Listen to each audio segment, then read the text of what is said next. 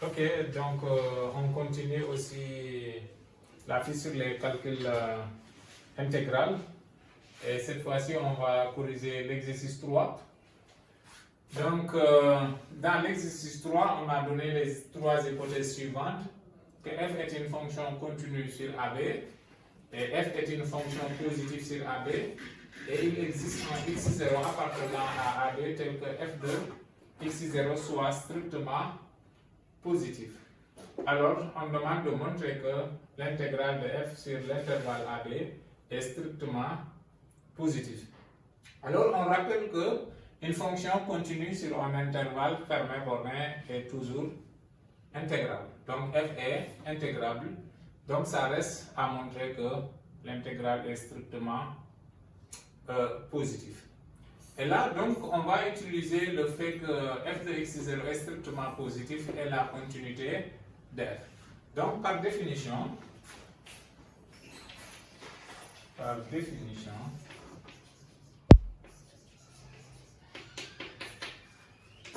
f continue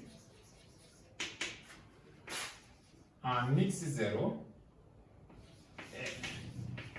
f de x0 strictement positif implique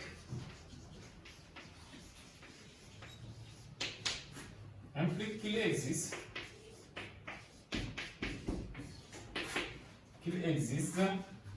un état strictement positif très petit tel que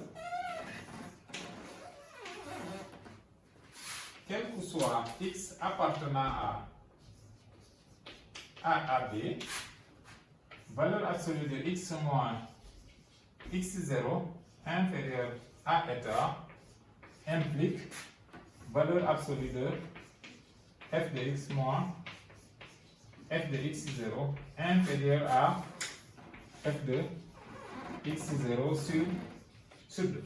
Puisque si f de x0 est strictement supérieur à 0, alors f de x0 sur 2 aussi est strictement supérieur à 0, et donc f de x0 plus 2 peut jouer le rôle de oscillant. Donc, si on réécrit ça, ça veut dire que quel que soit x appartenant à AB, alors, x appartient à l'intervalle x0 moins état, x0 plus, ici c'est l'intervalle ouvert par définition, état, ça va entraîner f de x appartient à l'intervalle. Si on fait les calculs, c'est l'intervalle f de x0 sur 2, oui, f de x0 sur 2, et je pense que c'est 3 f de x0 sur 2. Donc on vérifie les calculs. Hein. D'accord. C'est 3 f de x0 sur 2. Donc x appartient à l'intervalle x0 moins état x0 plus état entraîne donc que f de x, oui, f de x supérieur à f de x0 sur 2. D'accord? Alors, donc, comme f est continu, donc on suppose que cet intervalle-là est inclus dans AB. D'accord? On suppose état petit pour que l'intervalle, pour que A soit inférieur à x0, inférieur ou égal à 1, moins état qui est inférieur à x0 plus état qui est inférieur ou égal à b. D'accord. C'est bon? Alors, donc, f est donc continu sur l'intervalle AB. On a alors f continu sur l'intervalle x0 moins eta, x0 plus eta. Fermé, parce qu'on est dans l'intervalle AB. Et donc l'intégrale sera aussi définie. De plus, on peut aussi supposer que f de x est inférieur ou égal à est supérieur à f de x0 sur 2 sur cet intervalle-là. D'accord. Et f de x supérieur ou égal à f de x0. On pouvait aussi laisser l'inégalité stricte, quitte à réduire encore l'intervalle. Donc on laisse l'inégalité stricte sur 2 sur x0 moins eta, x0 plus eta. D'accord. Et donc, l'intégrale de f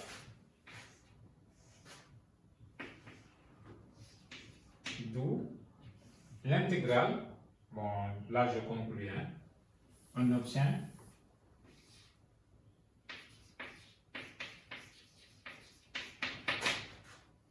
l'intégrale de a à b de f de x dx, c'est égal à l'intégrale de a à x0 moins eta de f de x dx plus intégrale de x0 plus moins eta à x0 plus eta de f de x dx plus intégrale de x0 plus eta à b de f de x dx, d'après la relation de Charles. Et là, on voit que f de x est supérieur à cette quantité-là sur l'intervalle x0 moins eta, x0 plus eta. Donc, l'intégrale de f de x sur cet intervalle sera supérieure à l'intégrale sur cet intervalle-là. Ce qui est...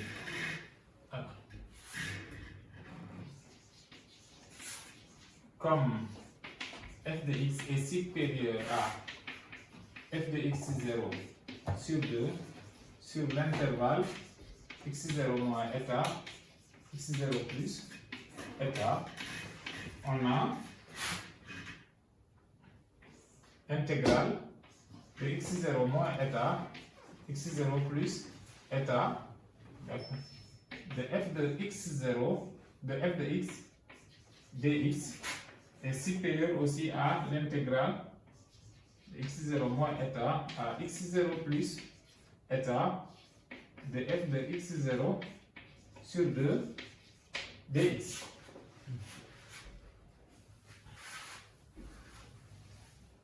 Ce qui implique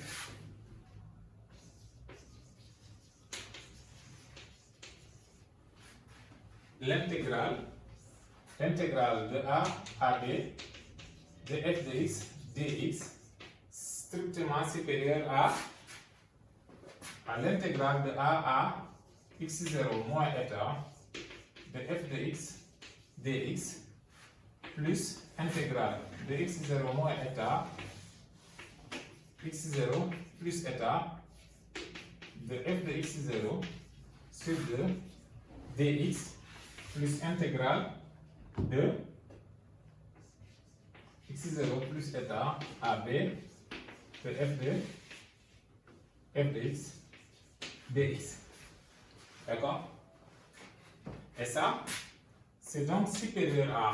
Comme ça, c'est une constante, alors cette intégrale-là, c'est la longueur de l'intervalle multipliée par la constante. Et donc, ça, c'est supérieur donc à l'intégrale de a à x0 moins eta de f de x dx plus f de x0 sur 2 multiplié par, ici c'est 2 état 1, plus intégrale de x0 plus état AB de f de x dx. C'est bon? Je peux effacer l'autre partie aussi. Ça fait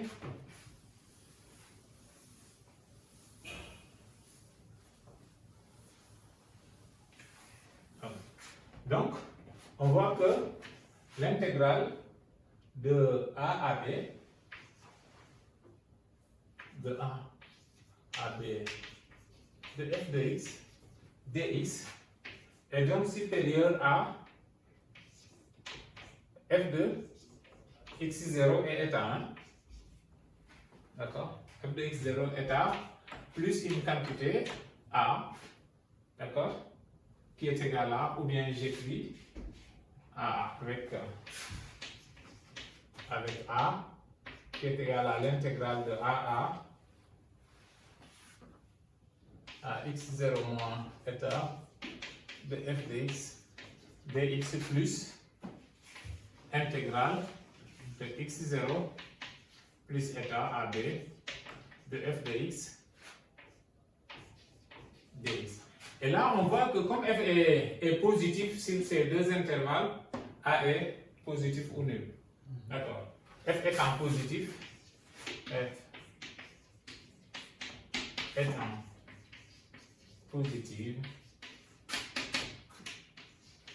on a A qui est positif ou nul. Et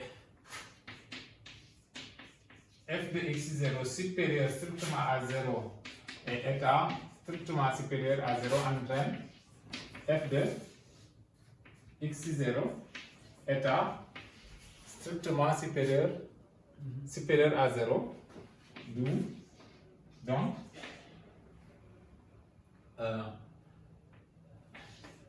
f de x0 état plus a est aussi strictement supérieur à 0,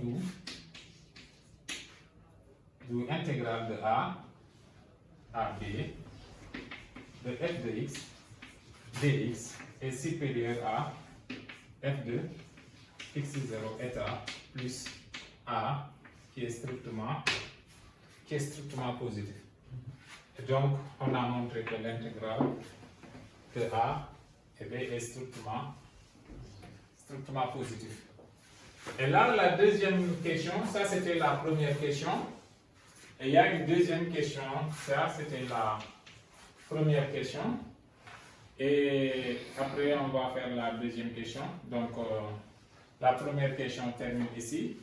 On va attaquer la deuxième question. Et on écrit d'abord la deuxième question. C'est que la deuxième question dit que, en déduire que, deuxièmement, on demande d'en déduire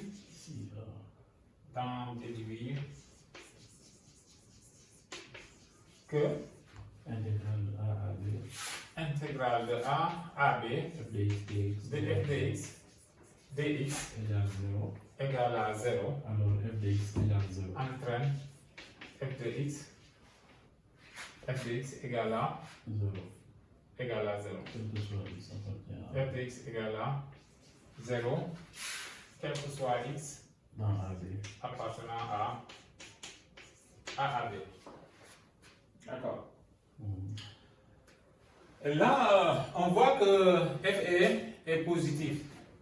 Ça veut dire que f de x est positif ou nul. On va donc utiliser la contraposée. D'accord. C'est bon? Alors ici, on sait que f est positif. Comme f est positif, donc, solution.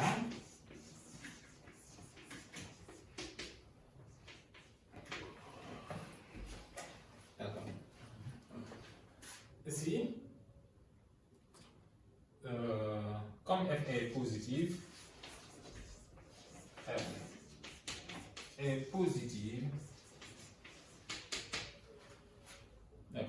l'intégrale de f aussi est positive. L'intégrale de a à b de f de x dx est supérieur ou égal à 0. Et d'après la première question,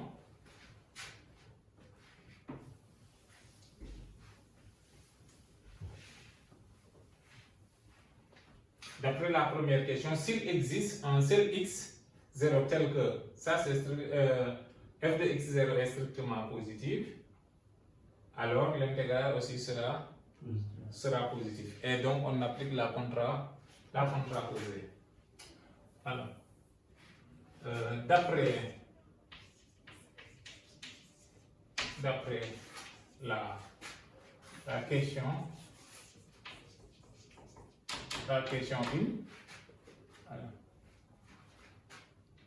s'il existe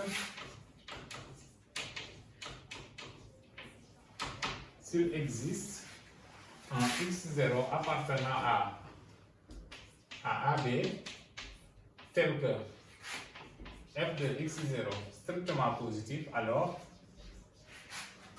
l'intégrale de a à b de f de x sera aussi dx sera aussi strictement positif. Donc par contraposé, si cette intégrale là est égale à 0, alors quel que soit x, f de x est égal à 0. Par contraposé,